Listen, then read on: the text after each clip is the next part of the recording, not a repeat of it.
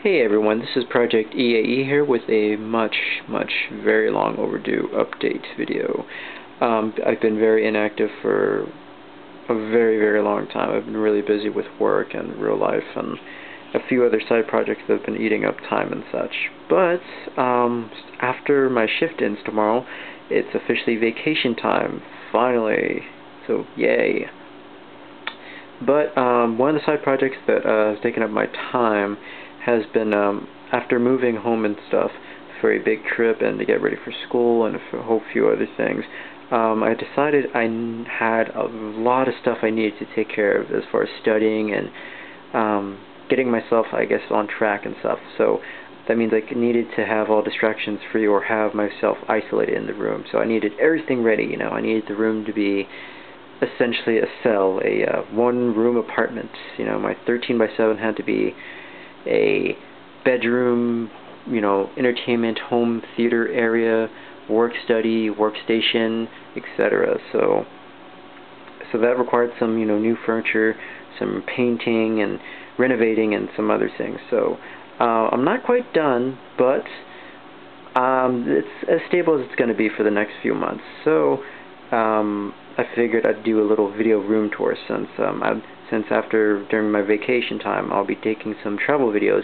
of some, I guess, few shops I'd like to share and stuff with, and also crank out a few reviews also. So I guess let's get started. Let's go start from the beginning, clockwise. Okay. All right. Where should we start? Home theater. We'll start with home theater. Alright, first thing I had to make sure I had was, of course, a home theater setup because I didn't have room for a TV. Here's, of course, all the consoles and everything. I have an empty slot that's reserved for a 360 because I recently gave my old one to a friend who recently got his stuff stolen, and he needed it more than me, obviously. So yeah, plus I guess you could say I want an excuse to get the Slim, so there's that too, so har.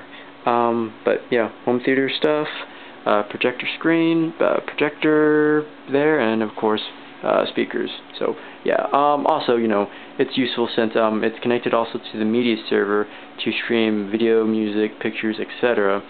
And also since it's connected to the network and the servers and stuff, or the secondary offline server, I can use it to review presentations and stuff for work and school and etc. So it's very useful. Plus, you know, friends like it, so, you know, yay.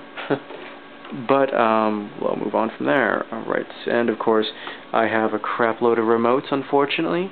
Yeah, I seriously need to get a universal remote. So let's go ahead and power that down. And pull up the lights. Let burn up. There we go. Alright. Okay. Do I want to show you? Did we finish this today? No, not yet. Alright, never mind. I was putting in another, I guess, closet area over here, but it's not done yet, so I probably will save that for like a room update video or something like that. But hey, this is what happens with amateur carpentry. You know, you break stuff. So yay, amateur carpentry. Woot. Moving on, we have of course some, I guess, installed acrylic shelves, which apparently are hard as hell to get a hold of in the States.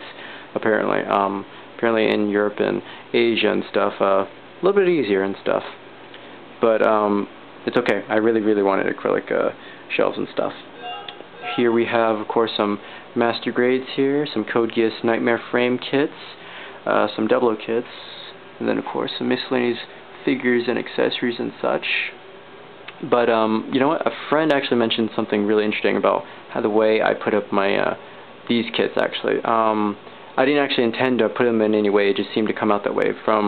He noticed that I had them in, I guess, progressive timeline, sort of like based on like when I bought them, sort of like. This was one of my first kits I bought where I didn't have nippers or anything. I didn't panel line, I didn't paint, I didn't do anything. So there's scarring, there's a lot of things I did not do, and it's sad because, you know, when you're one of your first kids is a master grade and then you later learn to appreciate master grades, you kind of feel bad how you treated your kids or put them together. Then of course, amateur painting with bad paints, and so forth, to first times you use spray paints and airbrushing and didn't quite go as perfect as you'd like.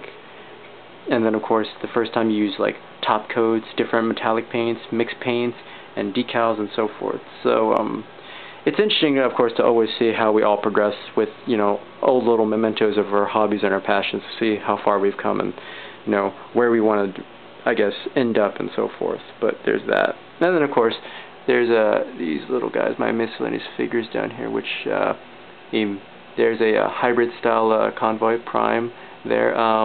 Came out during the first Masterpiece, so this is before the trailers came out. So, of course, if you wanted a full-fledged prime and stuff, this wasn't a bad way to go. So there's that. And then let's move on.